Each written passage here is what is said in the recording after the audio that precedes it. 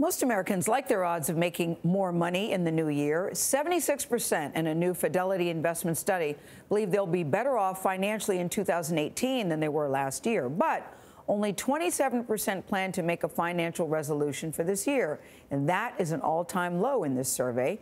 CBS News business analyst Jill Schlesinger has some ideas to help you improve and simplify your financial life. Good morning to you, Jill. Good morning and Happy New Year. Happy New Year. So the study shows that most people are worried about unexpected expenses. Number one, what does that mean? What are you talking about there? And so what can we do to safeguard against that, to get ready for that? Well, you know, unexpected, we always say, like, what's your emergency reserve fund? So that could be anything from, oh, my gosh, I got an illness. Leaky roof. Yeah, leaky roof, the washer dryer just exploded, something bad happens. And it could also be a car repair. We know that actually a lot of parents help their adult children out with car repairs. So one of the things that I've always talked about, especially after the holiday season, in terms of what you should be doing, is you should be focused on what we call the big three. Did you incur some credit card debt over the holidays? Number one, let's make a plan to pay that down. Number two, did you drain some money out of that emergency reserve fund? I know you hate when I tell you this, but 6 months of your living expenses should be kept safe. That was my next question. How much are you supposed to have in that emergency reserve? You're saying 6 months? 6 months of your expenses. People can't do that. I know, but you know what? We've got to strive for something, right?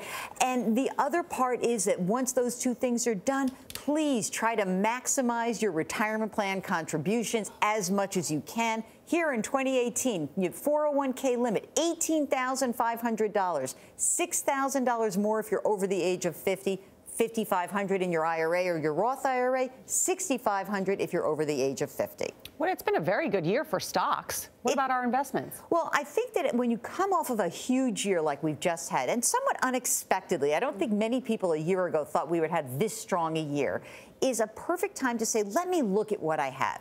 Let me look at the stuff that's in my retirement account, and should I rebalance it? That means that if you're the kind of investor who doesn't love risk, you're a balanced investor. Maybe you started 2017 saying 50% stocks and 50% bonds. Well, the markets were so good this year, you might be 70% in stocks right now. So you want to take some of the money out of the stocks, move it into the bonds, and rebalance those allocations.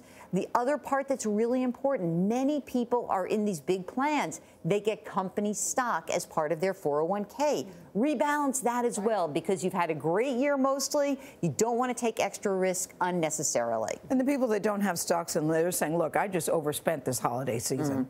Getting back on track, you recommend? Well, I think the most important thing is to have an expense tracker. So there's really good ones, mint.com, You Need a Budget, or something from your bank. Keep track of how you're spending your money. Be sure to go to your annualcreditreport.com once a year. Check those credit reports. Make sure you correct any errors, and be clear. Guard that identity like it's like your the body. Data breach that we had. You got it.